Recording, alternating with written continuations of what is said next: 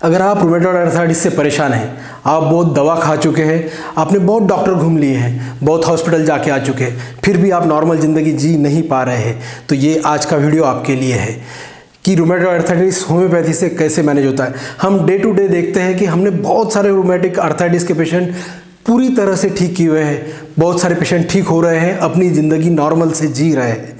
तो अपन पहले जानते हैं कि रूमेटॉइड आर्थराइटिस क्या होता है, क्यों होता है रूमेटॉइड आर्थराइटिस, क्या लक्षण होते हैं रूमेटॉइड आर्थराइटिस और क्या जांच करनी चाहिए रूमेटॉइड आर्थराइटिस में, क्या खान पान का ध्यान रखना चाहिए, क्या खाना चाहिए क्या नहीं खाना चाहिए, ये सब भी आज अपन वीडियो में देखेंगे। इसके बाद देखेंगे होम्योपैथी कैसा रोल निभाती है, कैसे पूरी तरह से पेशेंट को ठीक करती है।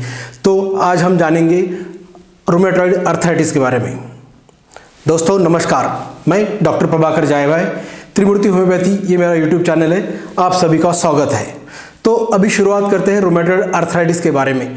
जो रूमेटॉइड आर्थराइटिस यानी कि गठिया बात बोलते हैं या आम वात बोलते हैं या रूमेटॉइड गठिया बोलते हैं। आर्थराइटिस यानी कि गठिया, हिंदी में गठिया, इंग्लिश में आर्थराइटिस। आर्थराइटिस यानी कि पेन और सूजन दोनों एक साथ आए तो आर्थराइटिस, और सिर्फ दर्द रहा तो आर्थरालजिया। ये ऐसे दो टर्मिनोलॉजी है, हिंदी और इंग्लिश में दोनों ऐसा करते हैं।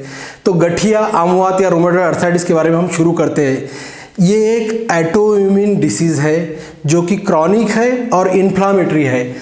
ऑटोइम्यून यानी क्या, जो अपने सिस्टम में खुद को प्रोटेक्ट करने के लिए जो इम्यून सिस्टम होता है, जो खुद को प्रोटेक्ट करने का अपना इम्यूनिटी होता है, वो खुद इम्यूनिटी अपने खुद की सेल को जब मारना शुरू करता है तो वहाँ से जो डिसीज़ प्रोड्यूस होते हैं उसको ऑटोइम्यून डिसीज़ करते हैं। मतलब खुद ही खुद को मारने जैसी ये कंडीशन होती है। ये क्रॉनिक होता है। क्रॉनिक यानी क्या, 2 या 6 महीने से ज़्यादा चलता है, 6 हफ्ते से ज़्यादा चलता है, ज़िंदगी भर चलता है, यानी ये क्रॉनिक होता है।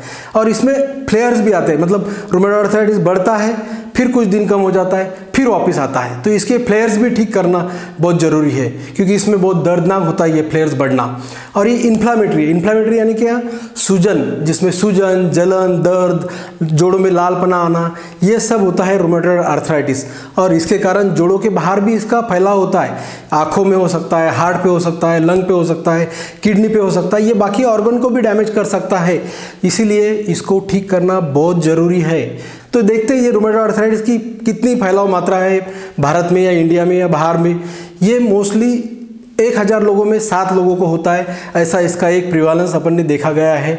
और ये सब एज ग्रुप में होता है, मतलब छोटे बच्चे रहो, बड़े रहो, बुढ़ाए रहो, कोई भी रहो, ये किसी को भी नहीं छोड़ता है। मगर इसका जो कॉमन एज फैक्टर है वो 30 से 60 तक का है। तो ये देखा अपन ने कि ये कौन से एज में होता है और ये किस जेंडर में ज़्यादा होता है, मतलब पुरुषों में ज़्यादा पाया जाता है या महिला में ज़्यादा पाया। तो ये दोनों में भी होता है, मगर महिलाओं में इसका प्रमाण मर्दों से 3 गुना ज़्यादा है। तो महिलाओं में ज़्यादा होता है ये, और 30 से 60 के बीच में होता है। 1000 में 7 लोगों को होता है। तो ये बहुत कॉमन बीमारी है जिससे लोग बहुत पीड़ित है, और होम्योपैथी में इसका परफेक्ट इलाज है। मगर ये शुरू में कैसा दिखेगा अपने को, ये जो रूमेटॉइड आर्थराइटिस है इसकी शुरुआत अपन जब सवेरे उठते हैं तो जकड़न आ जाती है, या अपन जब बेड से बाहर निकलने की कोशिश करते हैं तो निकल नहीं पाते जल्दी, ऐसा लगता है शरीर बांधा हुआ है, जकड़ा हुआ है। तो ये शुरुआत होती है। फिर अपन थोड़े मूवमेंट कर लो, थोड़ा गर्म पानी से नहा लो, तो ये ठीक होता है। फिर ऐसा लगता है ये कुछ नहीं, बीमारी नहीं है, ये तो डे टू डे है, तो इसको निगलेक्ट होना शुरू हो जाता है। मगर ये जब बीमारी बढ़ती है, इसका जोड़ों का दर्द बढ़ता है, जोड़ों के मूवमेंट कम हो जाती है, सूजन बढ़ जाती है, इन्फ्लामेशन बढ़ता है, जोड़ों में जलन शुरू हो जाती है, जोड़ लाल हो जाते हैं, तब ये बीमारी बढ़ रही है समझता है, तब अपन जाके दवा लेना शुरू करते हैं। हमारे प्रैक्टिस में हमने ये देखा है कि ये ठंडी के सीज़न में ज़्यादा करके पाया जाता है, या बारिश का मौसम जब डैम्प वेदर होता है, रेनी डैम्प वेदर या कोल्ड में इसके फ्लेयर्स बढ़ते हैं। तो बहुत सारे पेशेंट जो गठिया के या रूमेटॉइड आर्थराइटिस के आते हैं, ये ताकि बारिश जब ठंडपन शुरू हो जाता है या विंटर में ज़्यादा करके ये पेशेंट आते हैं, इसके फ्लेयर्स विंटर में ज़्यादा बढ़ते हैं। इसको फ्लेयर्स को ठीक करना बहुत ज़रूरी है। ठंडे से ज़्यादा फ्लेयर्स बढ़ते हैं तो ठंडे से प्रोटेक्ट करना भी ज़रूरी है। तो ये हो गए जोड़ों तक के लक्षण रूमेटॉइड आर्थराइटिस के। इसके जोड़ों के बाहर क्या लक्षण है, जैसे अपन ने देखते हैं कि जोड़ों के कारण, जोड़ों के दर्द के बाद हम धीरे धीरे आँखों में या मुंह में ड्राइनेस आ जाता है, मुंह सूख जाना, एकदम ड्राई हो जाती है, शुष्क आँखें हो जाती है। ये एक उसका बहुत इंपॉर्टेंट लक्षण है। ये बहुत कॉमनली दिखता है रूमेटॉइड आर्थराइटिस में कि ड्राइनेस आ रहा है, मुंह सूख रहा है, खाने में तकलीफ हो रही है, आँखों में जलन हो रही है, इसके कारण बहुत लोग परेशानी में रहते हैं। तो ये जोड़ों के बाहर का एक लक्षण है कि ड्राइनेस आँखों में और मुंह में, इसके कारण बहुत थकावट आती है। इस per day to day life में काम करने में बहुत मुश्किल होती है थकान के कारण। भूख कम हो जाती है, भूख नहीं लगती है, उसके कारण और थकान बढ़ती है। इसमें एक साधारण सा लक्षण रहता है कि जोड़ों में जो सूजन आती है उसके कारण पूरे बॉडी में जो सूजन है उसके कारण बुखार जैसा रहता है। ये मतलब इसके साथ साथ हमेशा दिखता है कि ड्राइनेस आँखों में, या फिर भूख नहीं लगना, थकान आ जाना और बुखार जैसा महसूस करना। थर्मामीटर लगाओ तो बुखार नहीं दिखेगा, मगर इसको हड्डी का बुखार बोलते हैं हम लोग। तो ये हमेशा दिखता है इसके साथ। और हाथ पैर में चिटी मुंगे आना या हाथ पैर बधिर हो जाना, ये भी रूमेटॉइड आर्थराइटिस के लक्षण हो सकते हैं। और इसका एक इम्पॉर्टेंट साइन है जो अपन इसको पहचानते हैं रूमेटॉइड आर्थराइटिस को, गठिया जो बोलते हैं। इसके चमड़ी के अंदर या जोड़ों के आसपास में गांठें तैयार होना शुरू हो जाती है, जिसके कारण चमड़ी में गांठ दिखती है और वो बढ़ती है धीरे धीरे। तो इसको रूमेटॉइड गठिया बोलते हैं, आर्थराइटिस बोलते हैं। तो अपन देखते हैं अभी कि रूमेटॉइड आर्थराइटिस का क्या कारण है, ये क्यों होता है। क्योंकि अक्सर पेशेंट आके जब हिस्ट्री लेते हैं हम तो पूछते हैं, डॉक्टर साहब बताओ ना ये क्यों हुआ है, हमारे तो लाइफ में कोई प्रॉब्लम नहीं, फिर ये क्यों हो रहा है। हमने जैसे शुरुआत में देखा कि ये ऑटोइम्यून है, स्मोकिंग है, नींद पूरी नहीं लेना है, एक्सरसाइज नहीं है, मोटापा है, या खाने में बहुत जंक है, ऑयली है, ये चीज़ों से भी ये बढ़ता है, मगर इससे शुरू नहीं होता है। ये उसका प्रमुख कारण नहीं है। इसका प्रमुख कारण कोई भी आज तक बता नहीं पाया है। ये ऑटोइम्यून है, ये अंदर से बढ़ता है।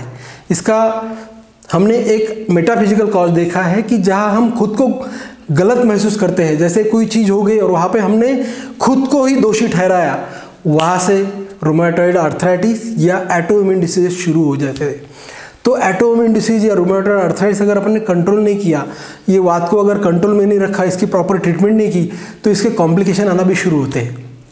क्या कॉम्प्लिकेशन आते हैं? सबसे पहला है ऑस्टियोपोरोसिस। ऑस्टियोपोरोसिस यानी क्या? आपकी हड्डियों का कैल्शियम कम होना। इसके कारण आपकी हड्डियाँ बहुत कमज़ोर हो जाती है और फ्रैक्चर होने की मात्रा बहुत बढ़ सकती है, इसकी रिस्क बहुत बढ़ती है। कॉमनली फ्रैक्चर होता है रूमेटॉइड आर्थराइटिस में। नोडुल, जैसे अपन ने देखा कि इसका ये जो मतलब जॉइंट के बाहर का जो लक्षण है, इसमें नोडुल्स आते हैं, पूरे बॉडी में आर्थराइटिक नोडुल दिखना शुरू हो जाते हैं। आँखों का ड्राइनेस आपने देखा, मुंह का ड्राइनेस आपने देखा, और इसके कारण बार बार इन्फेक्शन होने की मात्रा बढ़ जाती है। जो हमारा जो ऑटोइम्यून सिस्टम है वो वीक हो जाता है और वहाँ में ज़्यादा से ज़्यादा इन्फेक्शन शुरू हो जाते हैं रूमेटॉइड आर्थराइटिस के कारण। अब हम देखते हैं कि रूमेटॉइड आर्थराइटिस में क्या जांच करना है, क्या इन्वेस्टिगेशन करना है। तो सबसे पहले हम देखते हैं ESR यानी कि इरेथ्रो सेडिमेंटेशन रेट। ये होता है कि अपने शरीर में जो जहाँ कहीं इन्फ्लामेशन हो उसको इंडिकेट करता है। जितना ESR ज़्यादा उतना हमारे शरीर का रूमेटॉइड आर्थराइटिस ज़्यादा। दूसरा इन्वेस्टिगेशन ब्लड में हम देखते हैं CRP यानी कि सी रिएक्टिव प्रोटीन। जब ये रूमेटॉइड आर्थराइटिस जॉइंट छोड़ के बाकी सिस्टम को इन्वॉल्व करना शुरू करता है तो CRP बढ़ता है। तो CRP बढ़ा है मतलब ये जॉइंट से बाहर जा चुका है और ये अदर सिस्टम को इन्वॉल्व कर रहा है। और कॉमनली जो टेस्ट होता है इसमें वो RA फैक्टर है। जो RA फैक्टर पॉजिटिव नेगेटिव से हमें पता चलता है कि वात है या नहीं है, मगर हम RA फैक्टर में आजकल क्वांटिटेटिव टेस्ट करते हैं जिसमें रूमेटॉइड की मात्रा कितनी है ये हमको समझ जाता है। कितनी मात्रा में हमारी बीमारी बढ़ी हुई है तो कितना कम हो गया ये भी वहाँ से एनालिसिस होता है। जब ट्रीटमेंट के बाद हम RA वापस रिपीट करते हैं तो हम समझते हैं कि कम हो रहा है या ज़्यादा हो रहा है। तो और ये RA भी बाकी चीज़ों में पॉजिटिव रहता है, इसलिए उतना रिलायबल नहीं है। मगर सबसे स्पेसिफिक टेस्ट रूमेटॉइड आर्थराइटिस के लिए जो है वो है एंटी-CCP। एंटी-CCP एक एंटीबॉडी टेस्ट है, मगर अगर एंटीबॉडी CCP करते हैं अपन, एंटी-CCP अगर किया तो वहाँ से हम 99% बता सकते हैं कि रूमेटॉइड आर्थराइटिस है। इसके सपोर्ट के लिए हम एक्सरे भी करते हैं, CT स्कैन भी करते हैं और कई बार हमें MRI करना पड़ता है। जब डायग्नोसिस परफेक्ट नहीं होता है तो डायग्नोसिस परफेक्ट करने के लिए हमें MRI भी करना पड़ता है। तो ये हो गए इन्वेस्टिगेशन जो हम ब्लड में या फिर एक्सरे CT स्कैन में देखते हैं। तो अब हम आगे बढ़ते हैं कि हमें रूमेटॉइड आर्थराइटिस में क्या खाने में लेना चाहिए, क्या नहीं लेना चाहिए, क्या परहेज करना चाहिए, क्या परहेज नहीं करना चाहिए। तो सबसे पहले मैं बताऊंगा कि इसमें क्या नहीं खाना चाहिए जिसके कारण ये जॉइंट का इन्फ्लामेशन बढ़ता है। वैसे डायरेक्टली देखा जाए तो डाइट का और रूमेटॉइड आर्थराइटिस का कोई लेन देन नहीं है, मगर ऐसे कई कंटेंट है जो रूमेटॉइड आर्थराइटिस की मात्रा को बढ़ा सकते हैं। इससे रूमेटॉइड आर्थराइटिस होता नहीं या कम नहीं होता है, मतलब डाइट में रिस्ट्रिक्शन रखे तो रूमेटॉइड आर्थराइटिस कम हो जाएगा ऐसा भी नहीं है, या ये डाइट लिया तो रूमेटॉइड आर्थराइटिस बहुत बढ़ेगा ऐसा भी नहीं। मगर कई चीज़ें देखी गई है जो रूमेटॉइड आर्थराइटिस को बढ़ा सकती है या थोड़ा कम कर सकती है। तो क्या नहीं खाना है? ऑयली चीज़ें ज़्यादा मात्रा में नहीं खाइए, बहुत ज़्यादा स्पेसिफिक ऑयली चीज़ें मत खाना आपने। स्वीट को भी अवॉइड करिए, स्वीट के कारण भी, जंक फूड के कारण भी, और जो पैक फूड आते हैं उसमें ऐसे कई कंटेंट देखे गए, जैसे कोल्ड ड्रिंक में भी या रेड मीट में भी इन्फ्लामेशन बढ़ाने वाले कंटेंट होते हैं, जिसके कारण हमारा बहुत ऑलरेडी इन्फ्लामेटरी है और ये सब चीज़ों से और बढ़ता है। तो ये सब चीज़ें अवॉइड कीजिए ताकि आपका रूमेटॉइड आर्थराइटिस का दर्द सूजन कम रहे। और इसको सपोर्ट करने के लिए मतलब अपना दर्द बियरेबल हो, सूजन कम हो, इसके लिए क्या खाना चाहिए? तो हमने जैसे देखा कि इसका एक कॉम्प्लिकेशन है कि ऑस्टियोपोरोसिस, यानी कि कैल्शियम की कमी होना, हड्डियां कमज़ोर हो जाना। तो कैल्शियम का सपोर्ट बढ़ाना चाहिए शरीर को। कैल्शियम का सबसे अच्छा दूध, पनीर, डेयरी के सब प्रोडक्ट खाओ जिसमें से हमें कैल्शियम मिले और हमारी हड्डियाँ मजबूत रहे, इसके कारण फ्रैक्चर ना हो, हम सेफ रहे।